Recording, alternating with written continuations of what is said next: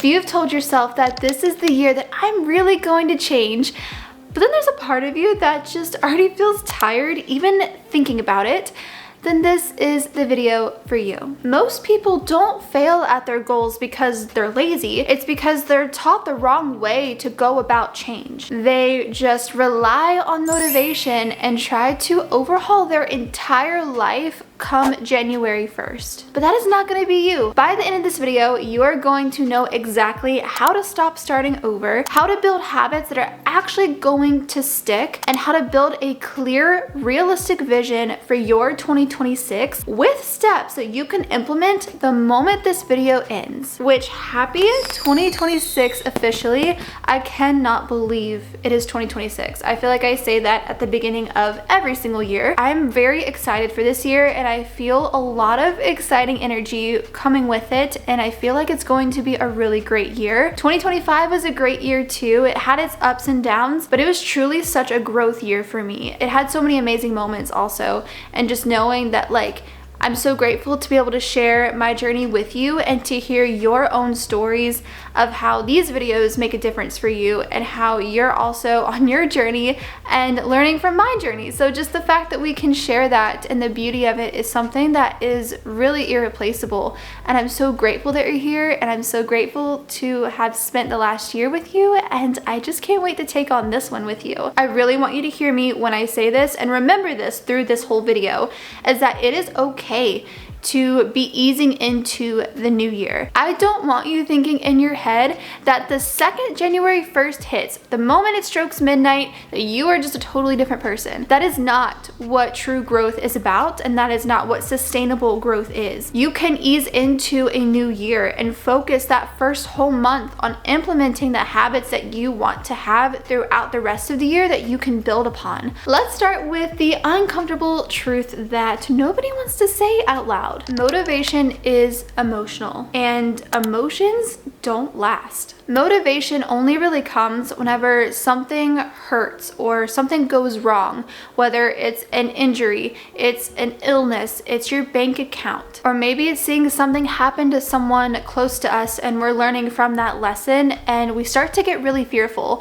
and you'll get really motivated for a few days or a few weeks, but eventually it's going to fade the second that you have a bad day. Life just starts to get really busy, or stress just hits. And then instead of adjusting to those things, we start to tell ourselves that, oh, I'm not a disciplined person. And that is not true. That could not be further from the truth. I'm personally guilty of having that thought myself in the past, and I know you have too. But I really want you to understand that you do not lack discipline. What you're lacking is a system that works even whenever you're not motivated. So before we can even think about 2026, I seriously want you to reflect on 2025, because you really need to have a firm grasp on what did not work, what worked, and what it is that you need to let go. So I have 3 journal prompts that you can do to really help you get clarity on this. And if you've already done your 2025 reflection, you can skip to this timestamp here for the next step. But if you haven't, I have 3 journal prompts that you can do to help you really get clarity on this. And the first one is, what are 3 things that you are so proud of that you did or accomplished in 2025? And this doesn't have to be anything big. It can be that you just showed up for yourself more. Maybe you tried something new. It can be anything, no matter how small it might seem. The second prompt is, what lessons did I learn this year? And this one is really, really pivotal, because if you don't learn a lesson, and I'm speaking from experience here, if you don't learn a lesson and you keep making that same mistake over and over again, the lesson is only going to get louder and louder. It is not going to just disappear. So it is vital that you understand what lessons that you learned this year and what maybe obstacles you have to overcome and learn from, because if you don't, they will show up again. And what do you want to let go of as you move into 2026? This could be a habit that's not serving you anymore, maybe a mindset that you've had for the longest time that you need to break. Whatever it is, just give yourself permission to let it go because it does not serve you any longer. Now, this is a very important shift that we have to make going into 2026, and it's that we don't rise to the level of our goals, we fall to the level of our identity. Most people sit around and say, I want to work out more, I want to be confident, I want to be consistent, which are all great things, but most people that truly change don't focus on the outcome, they focus on who they're becoming on the journey of getting to the outcome. So instead of saying, I want to work out more, just say, I am someone that moves my body every single day. I love this so much more because if you say like, I want, it comes from a place of already not having, and it comes from lack. And versus saying that I am this kind of person, it really helps you embody already having that thing and already being that person, even if you're still in the process of becoming that person. And when you really change your identity, your habits are going to naturally follow. So before we set any goals, I really want you to ask yourself, who do I want to be known as this year? Maybe it's I'm someone who follows through, or I'm someone who prioritizes my health, or I'm someone that shows up even whenever it's a little uncomfortable. Whatever it is, I just want you to write it down because that is a very powerful, proven practice, is to write down your goals and who it is you want to become. And I want you to use this as your guiding light and as the filter for every decision that you make and every goal that you set. For me personally, one identity that I'm really going to embody this year is I'm someone who prioritizes my self-care, which if you saw my morning routine, I shared with you my Korean skincare, my new gua sha routine. Like, I just really want to be a girl who really takes care of herself, prioritizes her self-care, and is that glowing version of myself I know that I can be because I prioritize those things. I take care of those things that I have put on the back burner for a long time and things I've been self-conscious about for a long time. We are getting rid of those. We are no longer identifying with those things. Okay, now we're gonna talk about setting intentions for 2026. We're not gonna sit here and set a whole bunch of mindless goals that we're gonna forget about by February. And I did talk about my goal setting system in this video here, which I can link above, and really broke it down into 7 simple steps. But for this video, we're going to just focus on 3 core areas for quarter 1. When you're picking these 3 areas, I want you to ask yourself, what 3 areas, if they're improved, would make the rest of my life better and or easier? So for instance, for me, it's going to be my health and wellness, my career, and my self-care. And under each of those things, I'm going to set a specific goal that I'm going to focus on for the first 12 weeks of the year. This is going to create so much more sense of urgency than just saying like, oh, by December, I'm going to have a 6-pack. It gives you so much more of a sense of urgency saying that I have until March to reach this goal, and therefore you are going to act so much quicker. Every day is going to be much more valuable, and it's just going to give you less time to procrastinate. Because I think for me, in the past, that is a big reason I didn't hit goals, is because they were just way too far out, and it gave myself way too much time to contemplate, and I'm not giving myself that luxury anymore. So for example, for my self-care core area of my life, I'm going to be doing my Korean skincare routine and my gua sha routine every single day, because my skin is something I have been incredibly self-conscious about for literally years, and I am so freaking tired of it. Like, that was my main thing I was so self-conscious about, because I suffered from acne whenever I was a teenager, and it's just a hereditary thing that my dad had it, my mom had it, my brother kind of sort of had it, not as bad as I did. He gave it to me. Thanks, Murray, if you're watching this. It's something that I want to conquer, especially in my late 20s. It is something that I'm done dealing with and I don't need to deal with anymore. I want to go to the beach and feel like I don't need to bring my makeup. Go to the pool, feel like I don't need to cover my face. So that is why I'm really focusing in on that core area out of my 3, because I think it's going to make a huge difference for me. So I really do want you to think about what these 3 core areas are for yourself, and if you can only come up with 1 or 2, that's okay too. This is my favorite part about setting goals and intentions. We are going to make not a vision board, but an action board. I used to make vision boards, but I love action boards. You can totally create a vision board if you want to. It just, for me and how my mind works, an action board is just way much more efficient for me. So a vision board is mainly just the end goal itself. It's the overall vision of what your actions are going to lead to. And they're great, they definitely work, but an action board is almost like a roadmap. It's going to include those overall goals and pictures of those things, the aesthetics of those things, but it's also going to include the actions that it takes to get there. A vision board basically shows you what you want, and an action board is going to show you how you're going to get it. For example, if I am putting up a picture of someone with glowing skin, I'm going to put up like other pictures of someone doing a gua sha routine, applying serums, drinking a lot of water, because I know when I look at the action board, I know like, okay, if I'm doing my gua sha routine, if I'm drinking my water, if I am applying my serums that I need to apply, I will get the glowing skin that I want. And it just helps you to connect the dots so much easier because you see what it is you have to do to get to each goal. And I'm gonna tell you, if you are ever having a down day and you don't know what to do and you just need to do something to feel like you're moving the needle forward, you can go look at your action board and be like, okay, if I go journal right now, I'm gonna get closer to my goal. If I go script a video right now, I'm gonna go get closer to my content creation goal. Like, it just helps so insanely much and is one of my favorite tools that I will swear by for the rest of my life. So here's how you're gonna create your action board. So here's what I like to do whenever I create my action board is I pick one particular goal for each of those core areas, and I only focus on 12-week goals. I want my short-term goals on this board, and I'm gonna make a new one every single quarter, but for right now, obviously we're gonna focus on quarter one. And then you're gonna go to Pinterest, or if you want to, you can like cut things out of magazines. I just personally prefer Pinterest. It's much more aesthetic and just easier to navigate.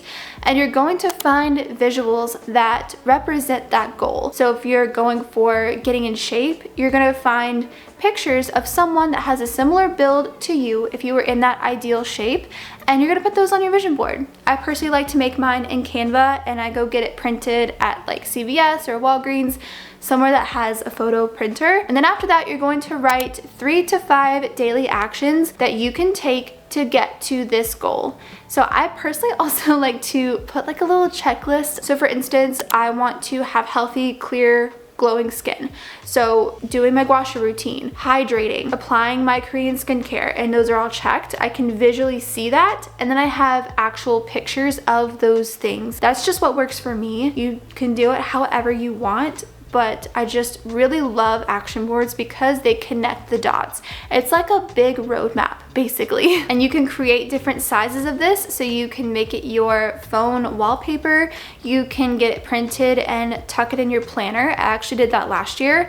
You can frame it, so like I do mine an 11 by 14, and I have a really pretty gold frame I got from Target, and I leave it on my desk, so I'm looking at it all the time. I pass it all the time. It's always in my face, so it always keeps me motivated and clear on what it is that I'm going for. And just having the actual goals written out themselves, the actions I'm gonna take below them, and then the visuals of doing the actions and what those actions are going to get me, that combination has truly been so incredibly powerful. So now that you have your action board, I want to talk about something that I feel like is really overlooked in the journey of achieving your goals, and that is self-care. These are daily habits that you do that help you to embody that version of yourself that you are becoming. You can have all the goals in the world, but if you are tired, you are exhausted, and you are constantly drained, and you don't have the energy to show up for your goals, they literally don't matter. You will never reach them. But the version of you that hits her goals actually takes care of herself. So I want to talk about 3 self-care habits that will help you to embody that version of yourself. Habit number 1 are morning rituals that are going to ground you. The way you start your day is going to set the tone for literally everything else. I'm not sitting here saying you gotta wake up at 5 a.m. and have this elaborate morning routine, but I am saying that if you can start your day with intention, you are going to feel so much better. For me, that is waking up and immediately making my bed. It's going to the kitchen and drinking my Celtic salt and lemon water. It's moving my body for at least 30 minutes. It's taking the time to journal and read and to feed my mind every single day before I get into anything else. And every single one of these small acts is going to tell your brain and reinforce the belief that you are someone that takes care of yourself and that shows up for yourself, which is literally the perfect way to start your day, because that energy is going to carry over into everything else that you do. You also need to protect your energy throughout the day, because there are little things that are gonna try to come into your bubble and you need to learn how to get them to bounce off. This is definitely a very important step, because the person and the version of yourself that you wanna be, she doesn't mindlessly scroll throughout the day. She doesn't say yes to literally anything, and she doesn't let other people's chaos become her chaos. So I really want you to think what drains you and what fills you up, and be very intentional about setting boundaries around your energy. Maybe it's learning to say no to the things that just don't align with your goals. Maybe it's unfollowing accounts on social media so that you don't leave your phone feeling icky. Maybe scroll on Pinterest instead of TikTok. I know for me that makes a huge difference.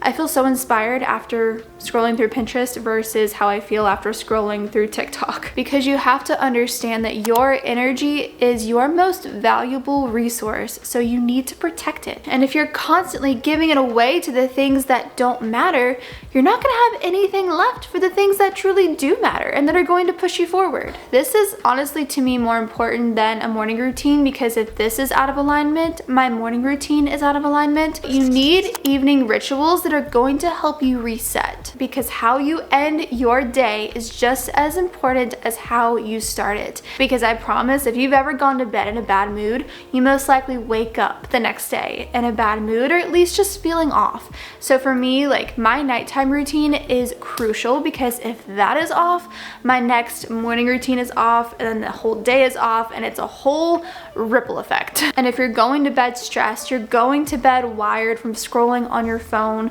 or just not in a good mood, you're not gonna sleep very well. And then you're not gonna have the energy to show up for your goals the next day. So really think, what is an evening routine that you can have for yourself? What are rituals that you can do, even for just 20 to 30 minutes before you go to bed, that are going to help you reset and get the rest that you need so you can properly show up for yourself the next day?